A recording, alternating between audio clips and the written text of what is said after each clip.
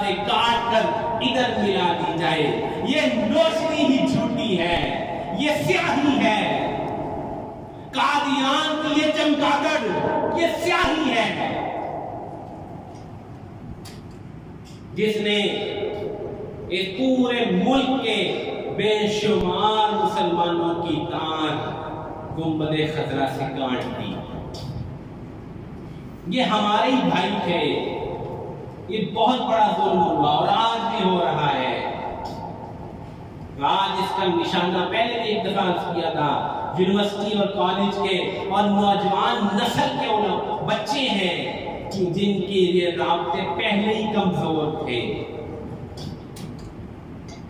ان کو کاٹنا بہت آسان تھا. چنانچہ بڑی پہن کوشش کر کے یہ رابطہ کاٹنے کی مہم چلائی جا رہی ہے. وہ وقت بھی تھا مئی 1974 اپریل 1974 کی بات ہے. فیصل آباد کے کچھ نوجوان ٹرپ کرنے کے لیے مری جا رہے تھے ٹرین میں, اور وہاں رقبے پہ جب ٹرین رکی رقبہ اسٹیشن پہ تو کچھ قادیانی اندر آ گئے اور انہوں نے پمفلٹ باندھنے شروع کیے.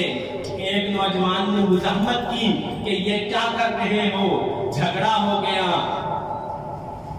تو میں ہو گئی. یہی نوجوان جب واپس جا رہے تھے مری سے ٹرپ لگا کے پنڈی سے واپس آ رہے تھے, یہ بدبخت وہاں پر تاک میں تھے. انہوں نے اتنا مارا ان کو, کئیوں کے ناک کاٹ دیے, کئیوں کے کان جدا کر دیے, ان کو خون و خون کر دیا. اس پر پورا ملک اشتعال میں آ گیا. ایک عالمگیر مہم چلی اور بالآخر پارلیمنٹ کے اندر ان کو غیر مسلم قرار دے دیا گیا. یہ مسلمان نہیں ہیں, یہ مسلمانوں کے بھیس سے دھوکہ کر رہے ہیں جو ختم نبوت کو نہ مانے. ختم نبوت ہمارا ایمان ہے, ہماری یقین کی بنیاد ہے. خدا کی قسم وقت ختم ہو گیا ہے, ورنہ ختم نبوت کی جو ہمیں ختم نبوت کی وجہ سے اعزاز حاصل ہے, جو ہمارے دین میں اسلام میں ختم نبوت کی اہمیت ہے, اس کو بیان کرتا. آپ سمجھتے, آپ جانتے کہ ہمارے دین کے اندر ختم نبوت کتنا اہم ہے. ہمیں جو مقام ملا ہے امتوں میں اس میں ختم نبوت کا کتنا بڑا کردار ہے. یہ ختم نبوت ہمارا سب کچھ ہے. 7 ستمبر 1974 3:20 وزیر اعظم ذوالفقار علی بھٹو نے اعلان کیا کہ یہ غیر مسلم اقلیت ہے. وہ دن دوبارہ قریب ہے. آج کتنی دسمبر ہے, ستمبر ہے, 3 دن بعد وہی دن ہوگا.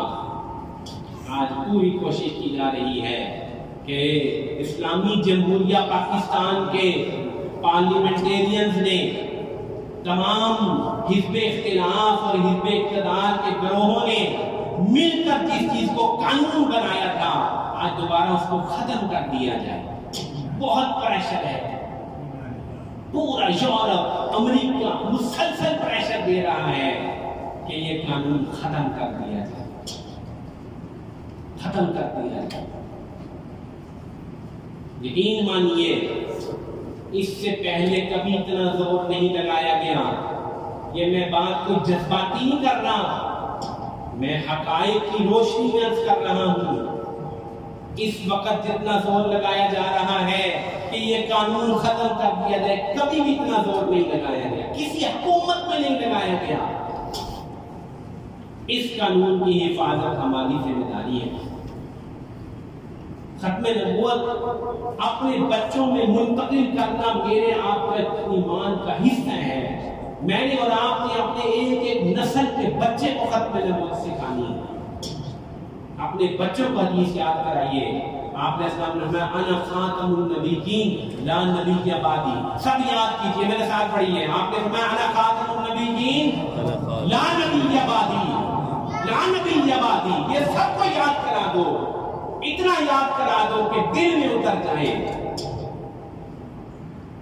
تو 7 ستمبر کو انشاءاللہ مینار پاکستان میں ایک باقاعدہ ختم نبوت کانفرنس اس لیے نکال کیا جا رہا ہے کہ ہم اس دن کو یاد رکھیں، اس پیغام کو یاد رکھیں. ہم یہ تہیہ کر لیں کہ ہمارے جیتے جی ختم نبوت پہ ڈاکہ ڈلے، یہ ہم نہیں ہونے دیں. آپ یقین مانیے جب مومن ایک چیز کا ارادہ کر لیتا ہے اللہ اس کو وجود دے دیتے ہیں. جب سارے مومن یہاں بیٹھے ہوئے اس بات کا ارادہ کر لیں گے کہ ہم ختم نبوت کے اس قانون پہ آنچ نہیں آنے دیں گے، اللہ اس کو وجود دیں گے. آپ کہیں ہم کیا کر سکتے ہیں؟ ہم کوئی سرکاری مشینری میں تھوڑی ہیں، ہم کوئی بیوروکریٹ تھوڑی ہیں، ہم سیاستدان تھوڑی ہیں. نہیں، مومنوں کی جماعت جب کسی بات کا ارادہ کرتی ہے تو اللہ اس کو وجود دیتے ہیں. ہم دعا کر سکتے ہیں، ہم نبی اکرم صلی اللہ علیہ وسلم سے اپنی محبت کا اظہار کر سکتے ہیں، ہم اپنی نسل کو سکھا سکتے ہیں. انا خاتم النبیین لا نبی بعدی. جو نبوت کا دعویٰ کرے وہ جھوٹا ہے، وہ کذاب ہے، وہ جہنمی